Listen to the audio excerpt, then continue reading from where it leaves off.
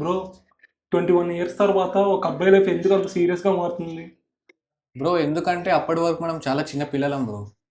తర్వాతే family responsibilities మొత్తం మనవవుతాయి.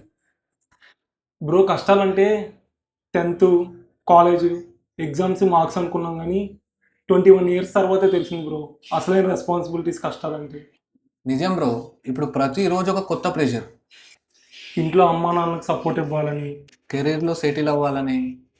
Parents అందరూ రిలేటివ్స్తో, ఫ్రెండ్స్తో కంపేర్ చేస్తారు. లవ్ ఉంటే ఫ్యూచర్ గురించి భయం. లవ్ లేకపోతే లోన్లీనెస్, ఎలోన్ ఫీలింగ్. ఒకవేళ మంచి జాబ్ వచ్చింది అనుకుంటే సరైన శాలరీ ఉండదు.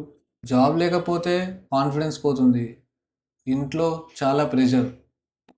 Family expectations, society questions. Relatives అందరూ ఒకటే క్వశ్చన్ బ్రో, ఎప్పుడు నువ్వు జాబ్ తెచ్చుకుంటావు, ఎప్పుడు సెటిల్ అవుతావు అని. ఎటు చూసినా జాబ్ ఎప్పుడు, శాలరీ ఎంత, పెళ్ళి ఎప్పుడు, ఇవే క్వశ్చన్స్ ఫేస్ చేయాల్సి వస్తుంది. అదే మన అబ్బాయిలు ఏడిస్తే వీక్ అంటారు. అలా అని సైలెంట్గా ఉంటే యాటిట్యూడ్ అంటారు. మనకు కూడా భయం ఉంటుంది కదరా, మన ఫ్యామిలీని ఎలా చూసుకోవాలి, ఎలా సెటిల్ అవ్వాలని. కానీ ఆ భయం ఎవ్వరికీ చెప్పలేము. నైట్ మొత్తం ఏదో ఆలోచిస్తాం, ఏదో పొడి చేద్దామని. కానీ పొద్దున్న లేస్తే అదంతా ఏమీ అవ్వదనిపించింది.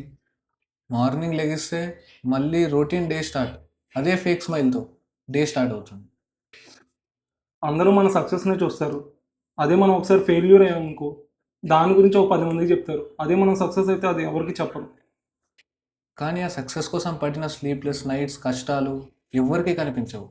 బ్రో, ఒక బాయ్ బిగ్గెస్ట్ డ్రీమ్ ఏంటో తెలుసా నీకు?